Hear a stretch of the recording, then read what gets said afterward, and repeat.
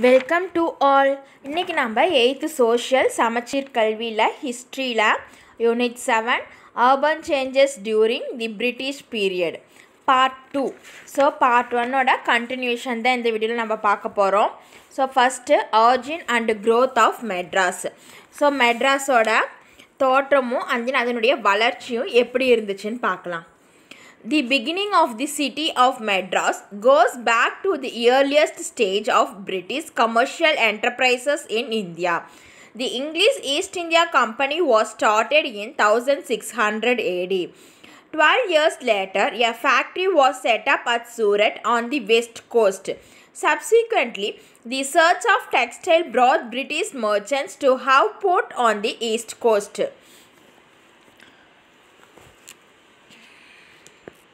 So Madras சிட்டியோட தொடக்கம் இந்தியாவுக்கு பிரிட்டிஷ் வணிக நிறுவனத்துக்கு முன்பிருந்தே இருந்துச்சு. அவங்க பிரிட்டிஷ் 1600 வந்தாங்க. ஸோ அதுக்கப்புறம் 12 இயர்ஸ் கழிச்சு அவங்க வெஸ்ட் கோஸ்டான சூரத்தில் ஒரு ஃபேக்ட்ரி ஒன்று ஸ்டார்ட் பண்ணுறாங்க. அட் த சேம் டைம் பிரிட்டிஷ்க்கு ஈஸ்ட் கோஸ்ட்டில் ஒரு டெக்ஸ்டைல் ஃபேக்ட்ரி வேணும். ஸோ அதுக்காக அவங்க போர்ட் தேடிட்டு இருந்தாங்க. So presently state Fort George is the power centre of Tamil Nadu state government extending across 172 square kilometer, that is 66 square miles. The English, after some efforts, secured the privilege of building a factory at Masulipatanam. It was well protected from the monsoon winds, but then the Masulipatanam was in the throes of the famine. In spite of every assurance of protection, English trade did not thrive at that place. So பிரிட்டிஷோட நிறைய முயற்சிக்கு அப்புறம் மசூலிப்பட்டினத்தில் ஒரு factory build பண்ணலான்னு முடிவு பண்ணுறாங்க. So Masulipatnam அப்படின்ற place இப்போ ஆந்திராவில் இருக்குது. ஸோ அங்கே பருவக்காற்றில் எந்த ஒரு பாதுகாப்பும் இருக்குது. மான்சூன் அதாவது வெதர் அண்ட் கிளைமேட் ரொம்ப ப்ரொடெக்டிவான பிளேஸ் தான் மசூலிப்பட்டினம். ஆனால் மசூலிப்பட்டினத்தில் இருக்கக்கூடிய ஒரு ட்ராபேக் என்ன அப்படின்னாக்கா, அங்கே ஃபெமைன் பஞ்சம் ரொம்பவே அதிகமாக இருக்கக்கூடிய பிளேஸ் தான் மசூலிப்பட்டினம். ஸோ இருந்தாலும் அந்த இடத்துல எந்த ஒரு இதுக்கும் பாதுகாப்புக்கு உத்தரவாதம் கிடையாது. ஸோ ப்ரொடெக்ஷன் ரொம்பவே கம்மி.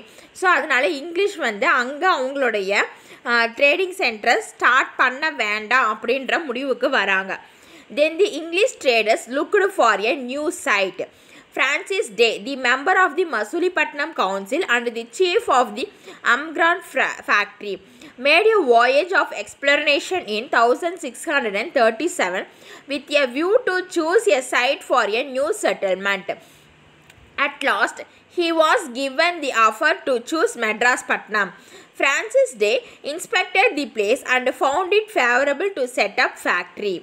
ஸோ அதுக்கப்புறம் பிரிட்டிஷ் அவங்களுடைய ஃபேக்ட்ரி ஸ்டார்ட் பண்ணுறதுக்காக ஒரு நியூ சைட் தேடிட்டுருக்காங்க. ஸோ அந்த டைம் ஃப்ரான்சிஸ் டே அப்படின்றவங்க மசூலிப்பட்டினம் கவுன்சிலில் ஒரு member, at the same time Armagon ஃபேக்ட்ரியோட சீஃபும் அவர் தான். ஸோ அவர் ஃபேக்ட்ரி கட்டுறதுக்காக ஒரு இடத்த தேடி 1637 கிளம்புறாரு. கடைசியாக அவர் மெட்ராஸ் பட்டணத்தை சூஸ் பண்ணுறாரு. ஸோ அந்த பிளேஸில் ஃபேக்ட்ரி பில்ட் பண்ணோம்னா எல்லா வகையிலையும் நமக்கு சாதகமாக இருக்கும் அப்படின்றத முடிவுக்கு வராங்க.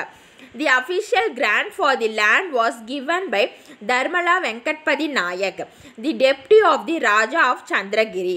Dharmala gave British a piece of land between Kuvam River and the Egmore. In 1639, the deed was signed by English East India Company's Francis Day, accompanied by the interpreter Berry Thimpam and Superior Andrew Gona. So அதுக்கப்புறம் மெட்ராஸில் அவங்க land பார்க்குறாங்க. So Dharmala Venkatapathi Naik அப்படிங்கிறவங்ககிட்ட land வாங்குறாங்க. So அவங்க யாருன்னு பார்த்தீங்கன்னா ராஜா of சந்திரகிரியோட ஒரு முக்கியமான பதவியில் இருக்கிறாங்க. ஸோ ராஜா ஆஃப் சந்திரகிரி அவங்கக்கிட்ட ஒரு முக்கிய பதவியில் இருக்கக்கூடிய ஒரு ஆள் தான் தர்மலா வெங்கட்பதி நாயக் அப்படின்றவங்க. ஸோ அவங்க பிரிட்டிஷ்க்கு கூவம் ரிவர் அந்த எக்மோருக்கு இடையில இருக்கக்கூடிய லேண்டை வந்து கொடுக்குறாங்க. ஸோ 1639 வந்து அந்த லேண்ட் வந்து இங்கிலீஷ் ஈஸ்ட் இந்தியா கம்பெனிக்கு கொடுத்ததுக்கான ஒரு பத்திரம் கையெழுத்து போடுற மாதிரி ப்ராசஸ் பண்ணுறாங்க. By this Francis Day and Andrew Kong, the chief of the Masulipatam factory, was granted permission to establish a factory cum trading post and a fort at Madras Pattinam in 1639. This fortified settlement came to be known as a Fort St. George settlement. It is otherwise referred to as the White Town, while the nearby villages inhabited by local population was called as Black Town. Collectively, the White Town and the Black Town were called Madras. So அந்த டைமில் தான் வந்து Francis day and Andrew கோங் அவங்க 2 பேரும் அந்த இடத்துல ஃபேக்ட்ரியும் போர்ட்டும் ஒன்றா சேர்த்து கட்டுறதுக்கு பெர்மிஷன் கொடுக்குறாங்க மெட்ராஸாப்பட்டினத்தை 1639. ஸோ அதுக்கப்புறம் அங்கே வந்து ஃபோர்ட் ஸ்டெயின் ஜார்ஜ் அப்படின்ட்டு ஒரு கோட்டையை வந்து கட்டுறாங்க அவங்களுடைய செட்டில்மெண்ட்டுக்காக. ஸோ அந்த இடத்த வந்து அவங்க ஒயிட் டவுன்னு சொல்கிறாங்க. அட் த சேம் டைம் அங்கே சுற்றி இருக்கிற லோக்கல் பீப்புள் வந்து அந்த இடத்த வந்து பிளாக் டவுன் அப்படின்னு சொல்கிறாங்க. ஸோ இது ரெண்டுமே ஒன்றா சேர்ந்து பிற்காலத்தில் மெட்ராஸ் அப்படின்ற நேமுக்கு மாறுது. அண்ட் தென் அடுத்தது மெட்ராஸாப்பட்டினம். ஸோ மெட்ராஸாப்பட்டினம் வந்து என்னென்ன ப்ராசஸ் எப்படி உருவானுச்சு? Dharmala Venkatpati gave the English the grant of Madrasapatnam. He was under the control of Venkatapati Rayalu, the Raja of Chandragiri. Venkatapati was succeeded by Singara Rayalu in 1642. He issued a new grant to English in 1645 called Singara Raya Pattanam. Venkatapati desired that the name Chennapatnam should be given to the new fort and settlement of the English after his father Chennappa Nayak. But the English preferred to call the two united towns by the name of Madrasapatnam. So Dharmala Venkatapathi வந்து மெட்ராஸாப்பட்டினத்தை வந்து பிரிட்டிஷ்க்கு கொடுக்குறாங்க. So இது வந்து யாருடைய control கீழே இருந்துச்சுன்னு பார்த்திங்கன்னா Venkatapathi ராயலு. So Raja of Chandragiri அவங்களுடைய கண்ட்ரோல் கீழே இருந்தது. ஸோ வெங்கடபதி ராயலு அப்படின்றவங்க வந்து சிங்கார ராயலு அவங்கள ஜெயிச்சு அந்த இடத்த 1642 அவங்க கண்ட்ரோலுக்கு வந்தாச்சு. ஸோ வெங்கடபதி ராயலுக்கு அப்புறம் சிங்கார ராயலு அப்படின்றவங்க வந்து ரூலராக கிங்காக வந்து ப்ளேஸ் பண்ணுறாங்க. ஸோ அவங்க வந்து பிரிட்டிஷ்க்கு அந்த இடத்த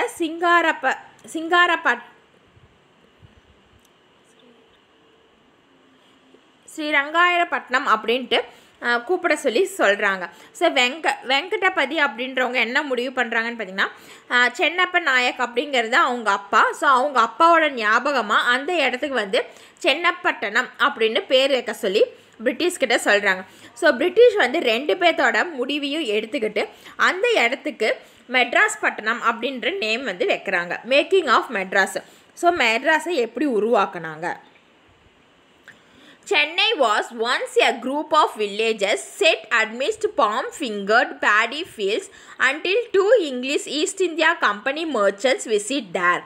Raja Mahal in Chandragiri Palace, where Sir Francis Day of the East India Company was granted land in 1639 in order to set up factory, which later came to be known as Madras. The first factory was completed on St. George Day, 23rd April 1640 and named Fort St. George Day, and Kogan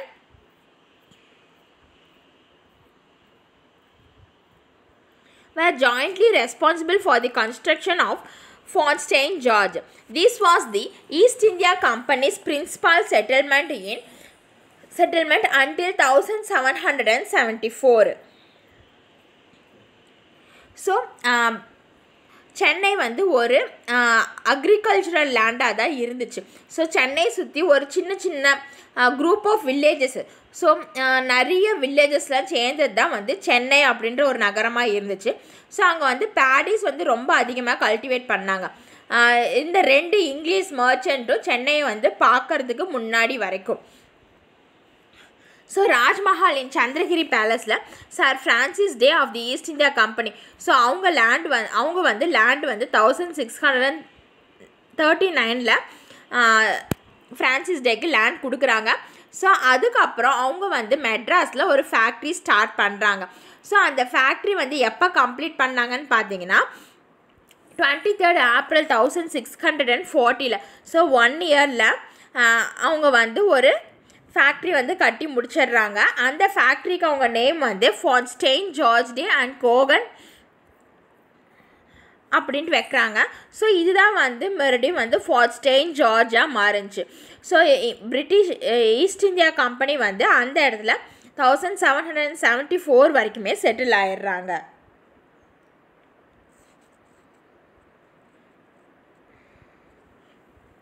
The first building to be seen on entering the fort through the sea gate is the seat of the government of Tamil Nadu. This impressive building, built between 1694 and 1732, are said to be among the oldest surveying British construction in India. So கோட்டைகளுக்கு கடல் நுழைவாயில் வழியாக நுழைச்சது வந்து முதல்ல காணப்பட்ட கட்டடமாக தமிழக அரசின் இருக்கையாக இருக்குது. ஸோ இந்த சுவாரஸ்யமான கட்டடம் வந்து 1694 மற்றும் 1732 இந்த இடைப்பட்ட ஆண்டுக்குள்ளே கட்டப்பட்டதோட இது வந்து இந்திய ஆங்கிலேயர்களால் கட்டப்பட்ட மிக பழமையான கட்டடம் அப்படின்னு சொல்கிறாங்க. The Madras Presidency was an administrative subdivision which was referred to as the Madras Provinces. The Madras Presidency during the British regime covered a vast expanse of the southern part of India that encompasses modern-day Tamil Nadu, the Lakshadweep Islands, northern Kerala, Rayalaseema, coastal Andhra, district of Karnataka and various districts of southern Odisha. So இந்த மெட்ராஸ் பிரசிடென்சியை வந்து நிர்வாகம் பண்ணுறதுக்கு துணை பிரிவாக சொன்னாங்க. So இந்த மெட்ராஸ் பிரசிடென்சியில் வந்து அப்படின்னு சொல்கிறாங்க. அண்ட் தென் இந்த மெட்ராஸ் பிரசிடென்சியில் அதை சுற்றி சதர்ன் பார்ட்ஸில் இருக்கக்கூடிய சில நிலப்பகுதிகளிலும் அவங்களுடைய கண்ட்ரோல் கீழே கொண்டு வந்துடுறாங்க. அது என்னென்ன பிளேஸ்ன்னு பார்த்தீங்கன்னா இப்போ இருக்கக்கூடிய Tamil Nadu, Lakshadweep islands, and then northern Kerala, and then Rayalaseema, and then coastal Andhra, and then கர்நாடகாவில் ஒரு சில டிஸ்ட்ரிக்ஸு, அண்ட் தென் சதர்ன் ஒடிசாவில் நிறைய டிஸ்ட்ரிக்ஸ், இது எல்லாமே சேர்ந்தது தான் மெட்ராஸ் பிரசிடென்சின்னு சொல்கிறாங்க.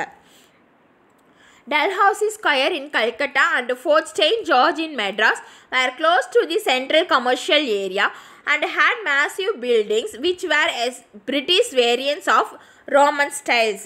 ஸோ கல்கத்தாவில் இருக்கக்கூடிய டல்ஹவுசி ஸ்கொயர் அண்ட் தென் மெட்ராஸில் இருக்கக்கூடிய ஃபோர்ட் செயின்ட் ஜார்ஜ், ஸோ இது ரெண்டுமே வந்து மத்திய வணிக பகுதியாக ரொம்ப பக்கத்தில் இருந்துச்சு.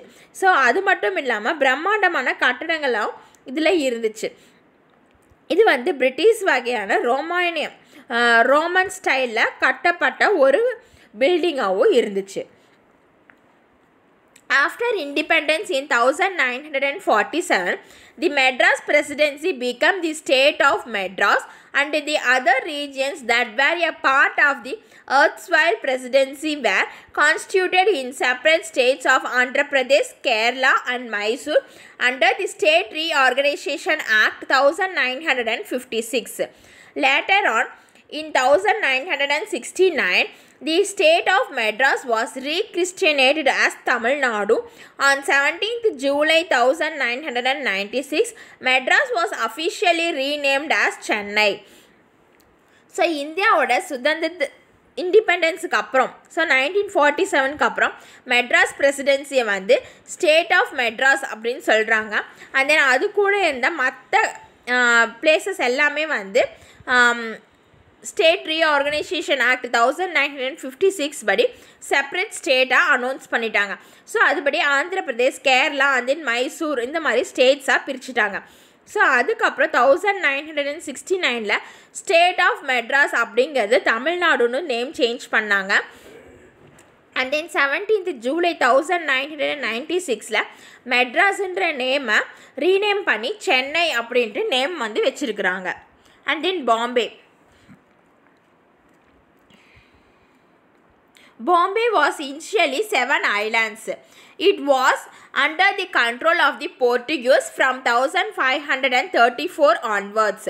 Portuguese king gave it as a dowry to Charles II of England when he married the former sister in 1661. King leased it to the East India Company. The city of Bombay began to grow when the East India Company started using Bombay as its main port in Western India. In 1687, the English East India Company transferred its headquarters from Surat to Bombay. So Bombay பார்த்திங்கன்னா இனிஷியலாக ஒரு 7 islands சேர்ந்தது தான் பாம்பேன்னு சொன்னாங்க. So இது வந்து 1534 இருந்து Portuguese control கீழே இருக்குது. ஸோ போர்ட்டுகீஸ் கிங் வந்து அவருடைய தங்கச்சியை வந்து இங்கிலாண்டோட கிங்கு சார்லஸ் டூக்கு கல்யாணம் பண்ணி கொடுக்குறப்ப டவுரியாக கொடுத்த பிளேஸ் தான் பாம்பே. ஸோ இந்த பிளேஸை வந்து ஈஸ்ட் இந்தியா கம்பெனி லீஸுக்கு எடுத்துக்கிறாங்க. ஸோ அதுக்கப்புறம் இது வந்து இந்தியாவில் அவங்க ட்ரேடிங் வெஸ்டர்ன் பார்ட்டில் ட்ரேடிங் பண்ணுறதுக்கு ஒரு மெயின் போர்ட்டாக இருந்தது பாம்பே தான். ஸோ 1687 வந்து இங்கிலீஷ் ஈஸ்ட் இந்தியா கம்பெனிக்கு அவங்களுடைய ஹெட் குவார்ட்டர்ஸை சூரத்லேருந்து பாம்பேக்கு சேஞ்ச் பண்ணிக்கிட்டாங்க. ஸோ இந்த மேப்பு பாருங்கள். ஸோ இந்த மேப் வந்து உங்களுக்கு வந்து மெட்ராஸ் பிரசிடென்சியை பற்றி டீட்டெயிலாக சொல்லக்கூடிய மேப். ஸோ பிஃபோர் இண்டிபெண்டன்ஸ் அப்போ மெட்ராஸ் பிரசிடென்சி கீழே எந்தெந்த ஊரெல்லாம் இருந்துச்சு அப்படின்றத சொல்கிறது தான் இந்த மேப் உங்களுக்கு. And then Calcutta.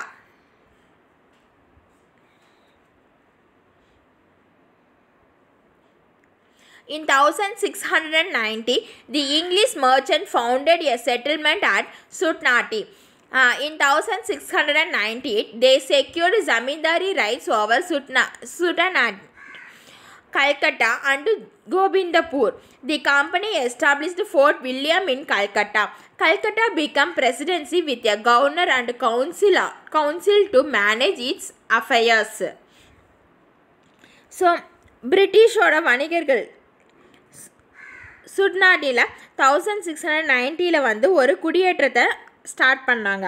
ஸோ அவங்க வந்து சுட்நாட்டி, கல்கத்தா அண்ட் தென் கோவிந்தப்பூரில் ஜமீன்தாரி உரிமைகளை வந்து அவங்க வாங்கிக்கிட்டாங்க. பிரிட்டிஷ் வந்து வாங்கிக்கிட்டாங்க. ஜமீன்தார் கண்ட்ரோலில் இருந்த இந்த பிளேசஸ் எல்லாமே வந்து பிரிட்டிஷ் வாங்கிக்கிட்டாங்க. ஸோ அதுக்கப்புறம் கல்கட்டாவில் வந்து ஒரு ஃபோர்ட் வில்லியம் ஒரு கம்பெனி வந்து ஸ்டார்ட் பண்ணுறாங்க. ஸோ அந்த கம்பெனி தான் கல்கட்டா. அதுக்கப்புறம் தான் வந்து அங்கே வந்து governor and then council of managing so அந்த பிரசிடென்சியை வந்து அவங்க கண்ட்ரோல் கீழே கொண்டு வந்தாங்க. அண்ட் தென் ஒவ்வொரு டிபார்ட்மெண்ட்டுக்கும் ஒவ்வொரு